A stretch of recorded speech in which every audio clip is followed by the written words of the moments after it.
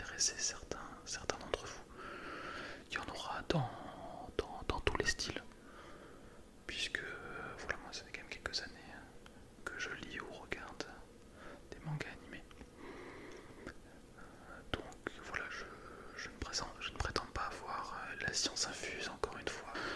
Moi, tout ce que je fais aujourd'hui, tout ce que je vais vous présenter par rapport à ma collection, en tout cas ça n'engage que moi. Les goûts et les couleurs aujourd'hui, on ne peut pas tous les partager. On a tous des appétences différentes, une sensibilité différente par rapport à tous les sujets dans la vie. Donc voilà. Je vous présenterai pas tout, puisque dans ma collection il y a aussi des mangas et ou animés. Enfin, du moins des mangas vus. Dans ma collection il n'y a que des mangas, mais voilà, il y a des mangas que je n'ai ni lus ni vus en animé. Il y en a certains que j'avais achetés justement pour mon ex-conjointe. Enfin, du moins, je voulais que dans ma mangatech aussi elle puisse retrouver des mangas et ou animés qu'elle avait lus ou regardés dans son enfance. Donc voilà, il y en a certains que je ne connais que de nom. Mais voilà, je pourrais pas trop vous en parler à ce niveau-là. Donc je vais faire un choix, je vais vous en présenter quand même quasiment l'immense majorité. Voilà, j'ai deux bibliothèques chez moi, enfin du moins deux bibliothèques, deux endroits où je présente les mangas. Ce qui est derrière moi, que vous voyez donc dans le décor de toutes mes vidéos, et en face de moi, vous ne le voyez pas. Il y a aussi donc une autre bibliothèque un peu plus petite, mais qui me permet aussi d'entreposer pas mal de mangas. Voilà, aujourd'hui toutes mes bibliothèques sont pleines, donc je devrais songer à en racheter ultérieurement, le jour où je me remettrai à en acheter, puisque ça fait quelques mois que je n'achète plus trop en tout cas de manga suite à mon déménagement. Voilà, donc introduction un petit peu longue. J'espère que ça plaira à un maximum de personnes. Déjà, en tout cas, ceux qui m'avaient demandé ce type de vidéo, les passionnés de manga et d'anime. Et pour ceux qui connaissent moins l'univers ou qui s'y sont moins intéressés, j'espère aussi vous captiver en vous en parlant, puisque c'est un plaisir pour moi de partager une passion avec vous. Alors, je commence de suite en vous présentant ma collection One Piece. C'est mon manga préféré pour le coup. Donc voilà, il y a aujourd'hui, au moment où je vous parle, 100 tomes, et je crois qu'il y a le 101 qui sort aujourd'hui, j'ai un petit doute.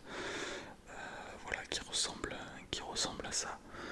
One Piece, c'est certainement celui qu'on présente le moins. C'est le manga le plus populaire dans le monde. Et je vais pas être hyper original dessus, puisque je suis vraiment un grand fan. Je sais que beaucoup rechignent un petit peu à commencer parce que c'est extrêmement long.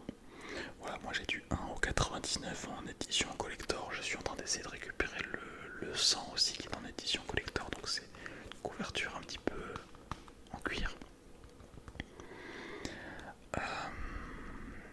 Voilà, donc je vais pas vous faire l'histoire de One Piece, puisque je pense que pour la plupart vous connaissez peut-être un petit synopsis quand même pour ceux qui connaissent moins. Voilà, One Piece, on est dans un univers dans un univers un peu particulier où il existe les pirates, où il existe des pirates en tout cas. Donc les pirates, ce sont des personnes avec des rêves, dont un en particulier. Le rêve des pirates est donc de Luffy, que vous voyez ici, qui est le personnage principal de One Piece.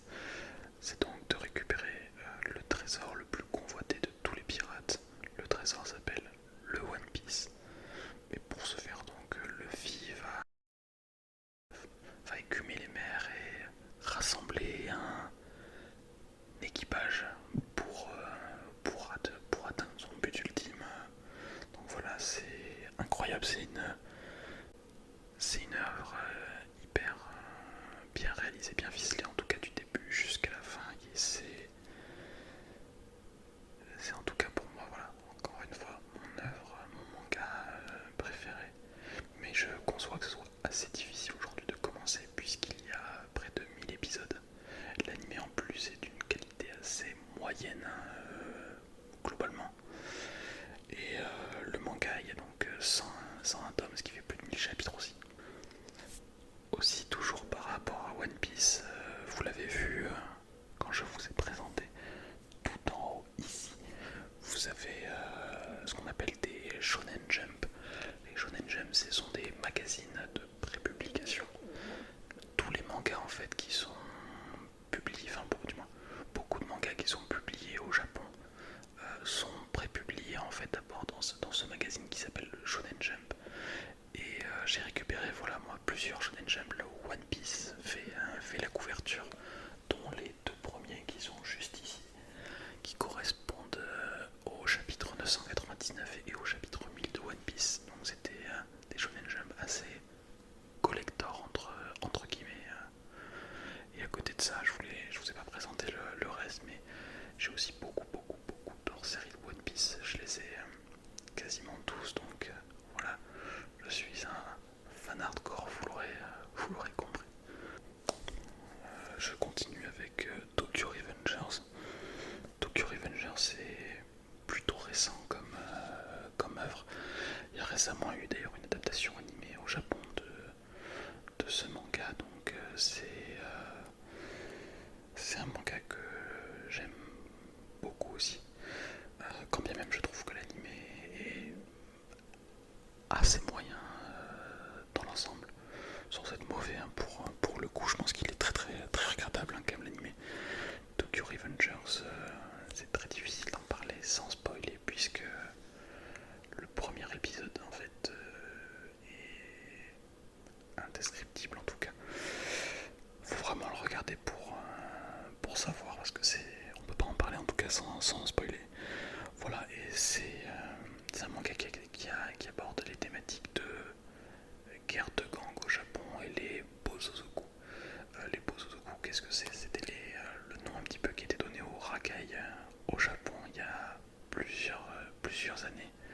Et c'était justement ceux qui se déplaçaient en moto, en scooter, voilà, donc je perds mes mots, mais vous m'avez compris, je pense.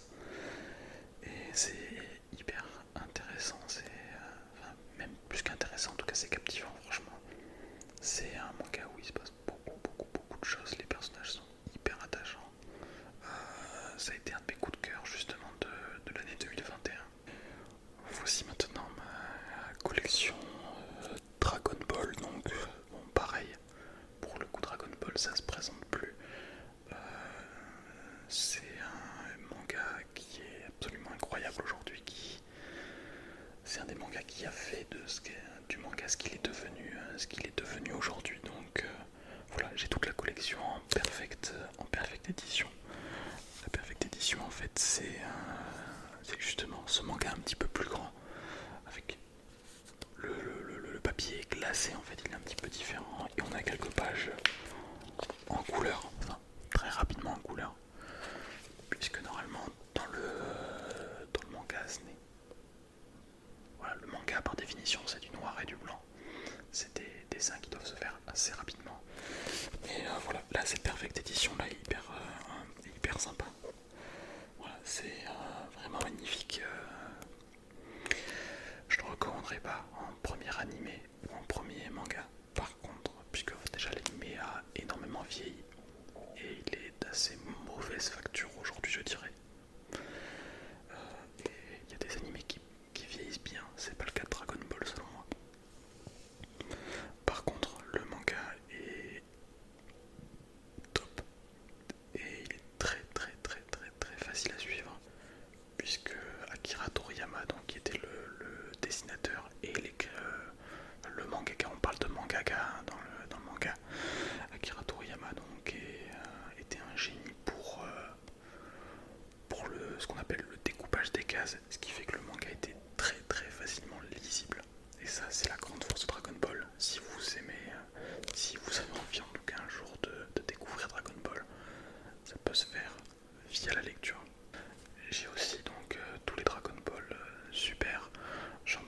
puisque je les ai ni lus ni regardés. Je les ai achetés par respect à l'auteur et pour ma collection, mais je suis pas sûr ni de les lire ni de les regarder un jour, mais je les ai. Pareil, là je passe à un autre manga qu'on ne présente plus, c'est Naruto. Voilà, Naruto, quelle est cette histoire? Donc on est dans un monde de ninja, quand on parle de ninja, et les ninjas, en fait, le monde des ninjas est divisé en 5 très gros villages. Et Naruto donc est issu du village de Konoha, donc le village de la feuille. Et le village de Konoha est dirigé par donc la personne qu'on estime la plus puissante et la plus sage du village, pardon, à savoir le Hokage. Et Naruto est un jeune orphelin qui est moqué par tout le monde parce qu'il est faible et parce qu'il fait toujours le pitre. Et le rêve de Naruto, c'est de devenir Hokage pour que les gens le respectent et qu'il puisse défendre son village. Je sais que j'ai mon ventre aussi qui gargouille beaucoup, j'espère que ça s'entendra pas trop et que ce sera pas trop gênant, je suis désolé. Et donc voilà, on suit Naruto au travers de ses aventures et comment il essaiera de devenir par la suite Hokage, donc à savoir le plus puissant des ninjas. Pareil, comme pour Dragon Ball, j'ai aussi la suite de Naruto, donc les Boruto, que je présenterai pas trop à ce niveau-là, puisque je considère que c'est quand même loin du niveau de Naruto, même si j'ai quasiment tout lu de Boruto. Je les ai plus par respect pour l'auteur et pour ma collection. J'enchaîne avec Jujutsu Kaisen. Jujutsu Kaisen, c'est un manga qui est plutôt récent et qui a énormément percé récemment. Jujutsu Kaisen, donc c'est un manga de GG Akutami. Et voilà, donc pour le présenter un petit peu, c'est le manga qui a été le plus vendu sur l'année 2021 au Japon et qui a fait des ventes complètement extraordinaires, énormément boosté par un animé qui était excellent. Vraiment, c'était un super animé. Donc voilà, en fait, Jujutsu Kaisen, on suit l'histoire de Itadori Yuji, qui est un garçon qui a une force extraordinaire, hors du commun. Et il va être repéré, enrôlé en tout cas, suite à un malencontreux événement dans une école d'exorcisme, puisque nous sommes dans un monde où l'exorcisme est est avéré, enfin du moins, est une chose qui existe. Et les exorcistes ont pour but de chasser ce qu'on appelle des fléaux. Et les fléaux sont des espèces de monstres en fait, qui naissent des émotions négatives des gens. Et voilà, donc on va suivre l'histoire d'Itadori Yuji à ce niveau-là. Et j'en dis pas plus. C'est vraiment excellent et ça peut être aussi pareil pour le coup un premier animé à regarder parce que l'animé est vraiment excellent. Je vais vous parler maintenant de Tokyo Ghoul. Je vais pas m'y éterniser parce que c'est une de mes plus... ça a été un énorme coup de cœur et aussi une énorme déception à la fois. Puisque l'animé est une honte sans nom pour le coup. Mais pourtant c'était vraiment excellent au début. Donc Tokyo Ghoul, c'est vraiment une histoire assez adulte, ce qu'on appelle un seinen dans le manga. Il faut savoir que les mangas sont divisés en plusieurs catégories. Celle qui est la plus connue, c'est le shonen. Le shonen, c'est à dire quoi? C'est que c'est des mangas aujourd'hui qui sont considérés pour être regardés par des jeunes adolescents, garçons. La vérité, c'est que c'est en fait très mixte. Un shonen, c'est fait aussi pour les filles, mais par définition, c'est ce que ça voulait dire. Et de côté justement, parce qu'il y avait des mangas faits pour les jeunes adolescentes filles qui s'appellent les shoujo. Les shoujo, c'est souvent des mangas avec des histoires de romance. Mais pareil, il y a des excellents shoujo qui sont regardables à la fois par des garçons et par des filles. Donc aujourd'hui, il ne faut pas le voir comme une manière de catégoriser en fait la cible des mangas, mais plutôt savoir de comment est construit, on va dire, l'histoire. C'est différent dans la manière de construire.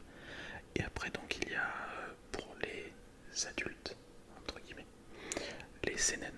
Pareil, seinen, normalement, par définition, c'est pour les garçons. Pour les adultes garçons. Encore une fois, c'est pour les femmes aussi. Et donc après, il existe, j'ai perdu le nom de cette catégorie, mais voilà, des seinen pour femmes en tout cas. Pareil, encore une fois, aujourd'hui ça catégorise plus du tout en fait la cible des lecteurs. Mais voilà, ça existe. Et donc Tokyo Ghoul est un seinen. Un seinen qui est vraiment excellent à lire. Mais l'anime est horrible. La première et la deuxième saison sont vraiment très bien. Mais la suite est malheureusement catastrophique. Donc voilà, c'est pour ça que je vous dis que c'est une grande déception. J'en parlerai pas plus. Retour dans les très vieux mangas. Et dans les mangas un peu légendaires aussi du Japon, même si c'est un peu moins connu quand même chez nous en France. Je parle de Hippo. Hippo, c'est très connu puisque pareil, ça fait partie des rares mangas qui ont dépassé les 100 tomes. Aujourd'hui, Hippo, c'est un animé avec 3 saisons. La première saison est assez vieille, mais pourtant elle est quand même encore vraiment regardable. C'est un super animé que j'ai vraiment adoré.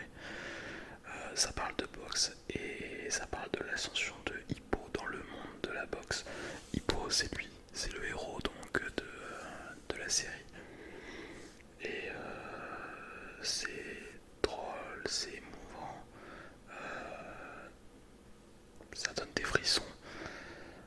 C'est vraiment un manga et un animé extraordinaire pour le coup. Donc si par cas, voilà, vous avez déjà regardé beaucoup d'animés ou lu beaucoup de mangas et vous ne savez pas quoi regarder désormais, ça c'est une de mes recommandations, c'est vraiment excellent. Je vais essayer d'accélérer un petit peu puisque je remarque que je passe beaucoup de temps et qu'il y a encore pas mal de choses à voir.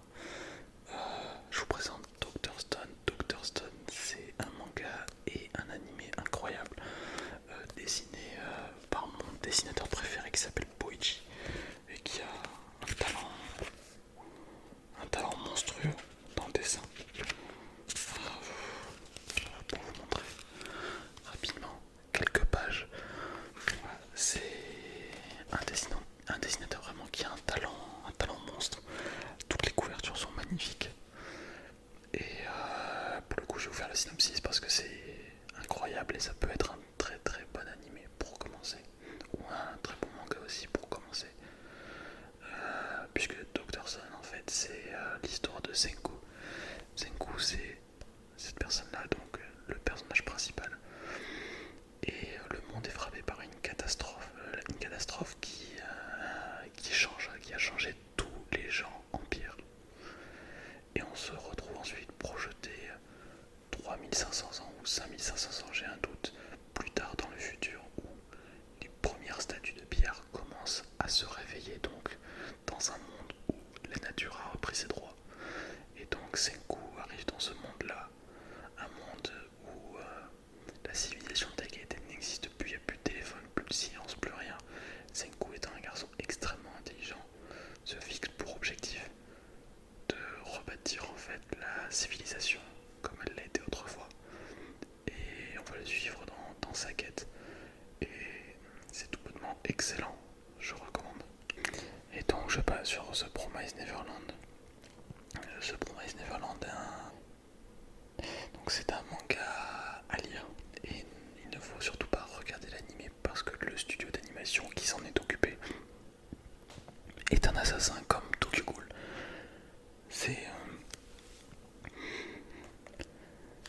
manga incroyable pour le coup, qui est très sombre.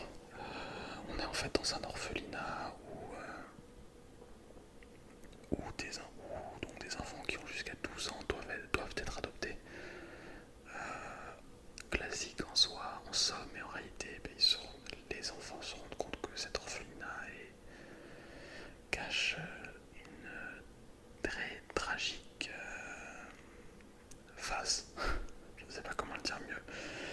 Et on va les suivre justement dans la découverte dans leur découverte. Je peux pas en dire plus parce que pareil c'est du spoil sinon. C'est incroyable par contre. La saison 1 est très bien en animé. La saison 2 est un calvaire.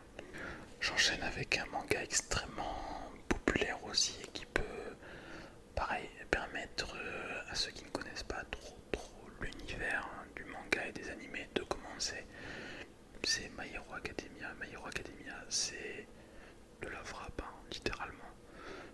C'est un super animé, un super manga. Donc n'hésitez pas. On est dans un monde où 80-90% de la population ont des super pouvoirs appelés Alter. Donc voilà, c'est suite à une modification génétique de l'humanité. Et voilà, et parmi justement tous ces gens qui ont des alters, et bien nous on suit l'histoire de Midoriya Izuku qui est juste ici, et qui a pour rêve de devenir donc un super héros, sauf qu'il est né sans alter. Voilà, donc on va le suivre dans sa quête de devenir un super héros, puisque c'est une profession un peu chimérique, hein, devenir super héros. Mais dans la société dans laquelle ils vivent justement, le fait qu'il y ait des pouvoirs, et bien cette profession a vu le jour. Maintenant je vais vous parler de Banana Fish, qui est un très vieux manga, qui a été réadapté récemment en animé. L'animé est excellent d'ailleurs, je recommande. C'est un seinen pour femmes, voilà, j'ai toujours pas récupéré le nom de ce type de manga. C'est de la frappe, sincèrement, c'est de la frappe. Le manga est hyper beau, difficile à lire aujourd'hui parce qu'il est très vieux, donc les dessins se fait très vieux. L'animé est par contre pour le coup excellent, puisqu'il a un petit peu lissé les traits des personnages pour le rendre plus accessible à l'époque à laquelle on vit en tout cas. J'en dis pas plus, mais voilà. On suit l'histoire de Ash Lynx, qui est ce personnage juste ici, et qui est en fait un énorme chef de gang aux États-Unis. Et on va suivre son histoire qui est très touchante au travers de, de cette histoire. Pardon, je perds les mots. Je vais vous parler de Made in Abyss, qui est un manga un petit peu moins connu et qui a pareil une adaptation animée pour sa saison 1 qui est excellente, suivi d'un film d'ailleurs qui correspond en gros à une saison 2 entre guillemets. Made in Abyss, c'est un seinen, quand bien même on ne s'y attendrait pas quand on voit les dessins enfantins. Et je vais vous parler du synopsis parce que pour le coup je trouve ça excellent. Il vit en fait dans une ville où il y a un immense cratère au milieu de cette ville, une faille qui fait des kilomètres et des kilomètres de profondeur. Et dans cette espèce de puissant fond en tout cas, eh bien il y a des trésors entre guillemets. Et donc le fonds de commerce de cette ville est devenu en fait d'aller chercher les trésors qui se trouvent dans ce puits. Sauf que c'est extrêmement dangereux puisque en fait ce puits est tellement particulier qu'il a vu naître sa propre biodiversité. Et plus on s'enfonce dans ce cratère, plus la dangerosité est élevée puisque la pression n'est pas la même et que la dangerosité en tout cas pour le corps est hyper élevée derrière. Donc il y a des espèces, en tout cas voilà, comme je vous dis, une nouvelle biodiversité dedans. Ce qui fait on peut retrouver des espèces de monstres en tout cas dans ce cratère. Et on va suivre l'histoire de Rico qui est juste ici,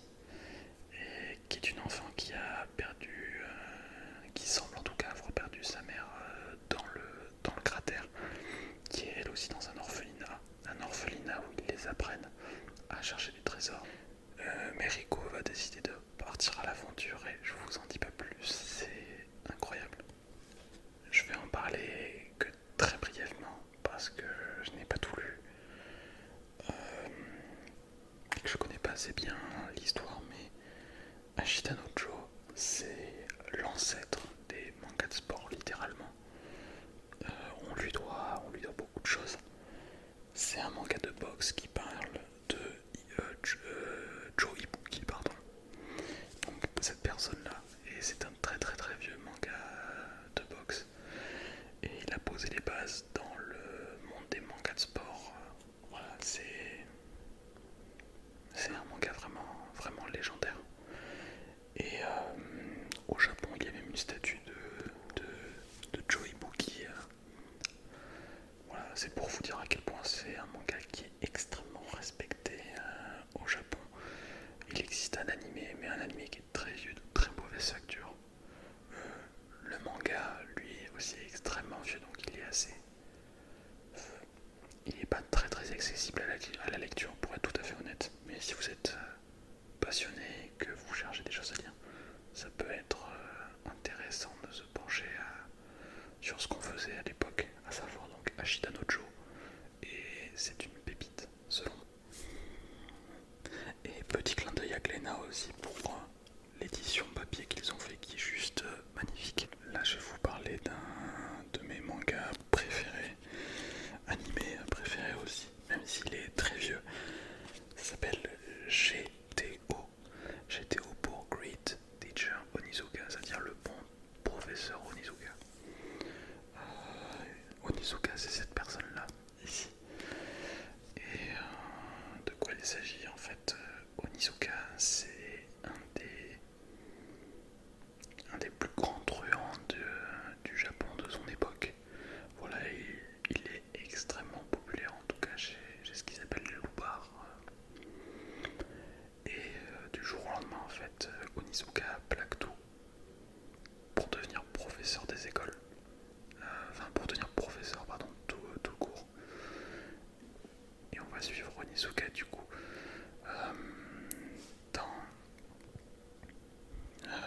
dans son accession à un poste de professeur. Et jusqu'au moment où en tout cas il aura sa classe et comment il devra les gérer. C'est un manga extrêmement marrant. C'est une leçon de vie sur chaque épisode. L'histoire est incroyable.